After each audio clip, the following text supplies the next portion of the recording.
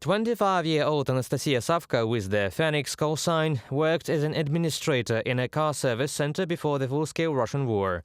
In 2022, she decided to join the armed forces of Ukraine and served as a sniper. However, as a result of the enemy mine explosion, the girl lost part of her leg. Anastasia underwent prosthetics and rehabilitation in the Lviv region.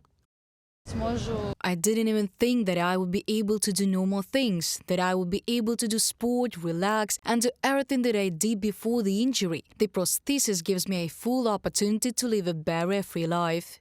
While at the Center for Rehabilitation, Anastasia met a serviceman Alexei. He was also here after being wounded. He lost his leg on the front line. The couple is now preparing for the wedding and then for returning to service. We started spending a lot of time together, always going to rehabilitation together, and so it turned out that I'm now marrying him. We plan to return to the service, we have this in our plans. As for the wedding, we don't want to do something large-scale. Now there's a war and it's not the right time. It will be more for the two of us. In more than a year of operation of the center, its employees managed to provide assistance to about 600 Ukrainians who suffered as a result of the hostilities. Other companies rejected prosthetics to these people and they ended up in Superhumans center with very high amputations. We do not refuse patients, we tell them different options for prosthetics.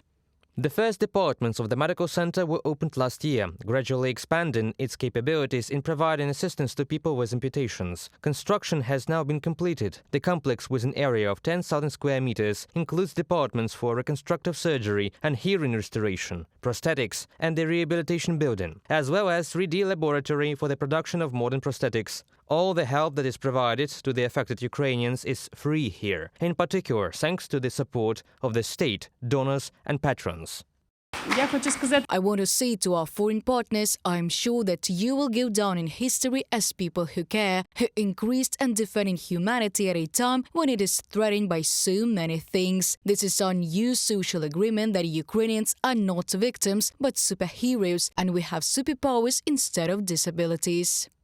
More than $50 million of investments were attracted for the construction and operation of the medical center. One of the largest donors is American philanthropist Howard Buffett. Since the first days of the full-scale Russian invasion, his foundation has allocated more than $500 million in humanitarian aid to Ukraine.